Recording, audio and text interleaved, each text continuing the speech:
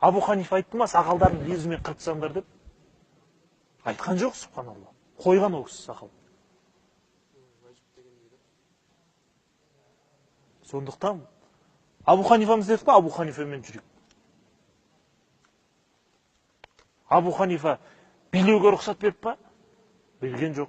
Абу Ханифа неке сүйлеуге рұқсат беріп па? Берген жоқ. Абу Ханифа қыздарға қарауға рұқсат беріп па? Берген жоқ. Абу Ханифа арағы бар тойға баруға рұқсат беріп па? Берген жоқ. Қарам деген оның бәрі.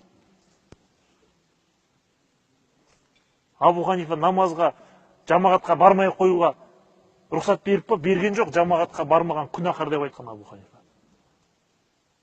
Ал жүрек Абу Ханифа мазхабымен. Маңыздылық осы жерде. Мәселе мазхабта емес. Біздің арамызда проблема болса, бізге сын жетсе, ол бізден Абу Ханифа мазхабында емес.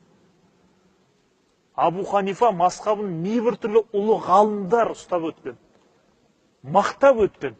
Мынандай Манақиб Абу Ханифа деген кітаптар бар. 3-4 кітап бар.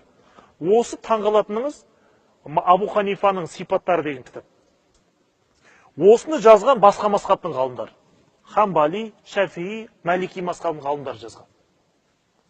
Басқа мазхабтағылар Абу Ханифаның жолына, Абу Ханифаға қызығып кітап жазған. Мәселе Абу Ханифа мазхабында емес.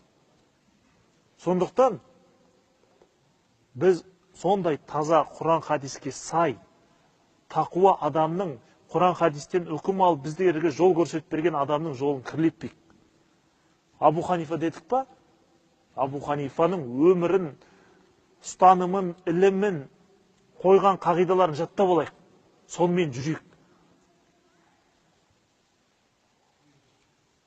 Сол кезде біз қиямет қайымда бәлки Абу Ханифаның артында тұрамыз. Абу Ханифа иншалла сахабилердің, пайғамбардың артынан тұрады.